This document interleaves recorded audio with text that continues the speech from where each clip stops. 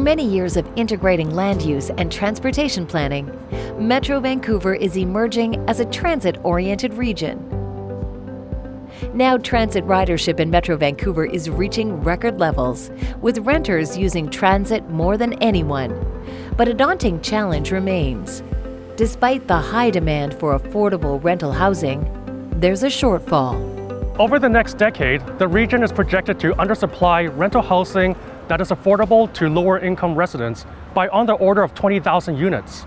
The best places for new affordable rental housing are near high-quality transit, whether frequent bus lines or rapid transit stations. It's in these transit-oriented locations that lower-income renters can easily access transit, jobs, services, and other economic opportunities.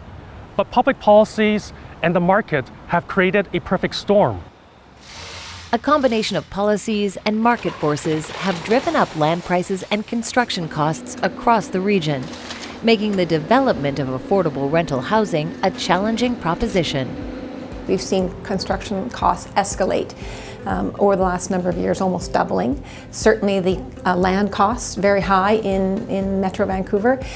Just to build even sort of a market condo or rental unit, an 800 square foot unit home is going to cost just about $500,000 just in construction costs.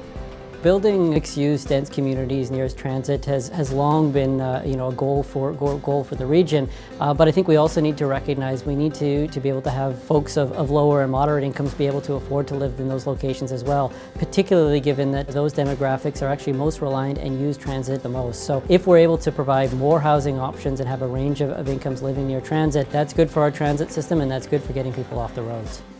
We know that the cost of land in Metro Vancouver is very expensive. This is particularly so for areas surrounding rapid transit stations. Nonprofits don't necessarily have the resources to purchase sites when they do come up. In addition, they are competing with market developers, strata developers, who have more capacity, more resources, more equity. A couple of things that we've identified from working with nonprofits over the last 8 years or so is that they have really hard time accessing capital, working capital, to help them actually move projects forward. Without creative solutions, the shortage of transit-oriented affordable housing will have a big impact on lower-income residents and vulnerable people. The likely results will be the displacement of existing tenants, high market rents, and a lack of long-term security in the rental housing market. The regional consequences are significant. Existing tenants are displaced from these transit-rich neighborhoods undergoing redevelopment. And new renters who may be interested in moving into these neighborhoods are challenged by low vacancy rates and high market rents.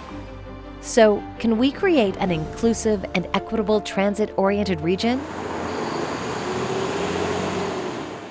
A 3-year study conducted by Metro Vancouver with the support of a variety of stakeholder groups offers some pathways forward. So one of the, I think, really interesting pieces that came out of the TOA study was the exploration of this TOA fund. So the idea was that, is there a way to actually leverage existing capital from non-government sources, in addition to perhaps government, to actually help build more affordable rental housing? So with the TOA fund, that isn't linked specifically to changes in policy or changes in government. It does provide an opportunity to then create a more sustainable growth of affordable rental housing. New policy support and funding for affordable housing projects are being made available from federal, provincial, and municipal sources. But innovation will still be needed to scale up affordable housing solutions throughout the region.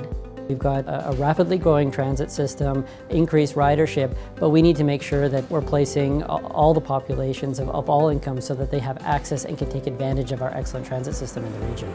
If we're able to create more options and affordable housing options near good transit, we can not only reduce housing costs, but we can also reduce a family's transportation costs. And I think that's where everything really starts to come together.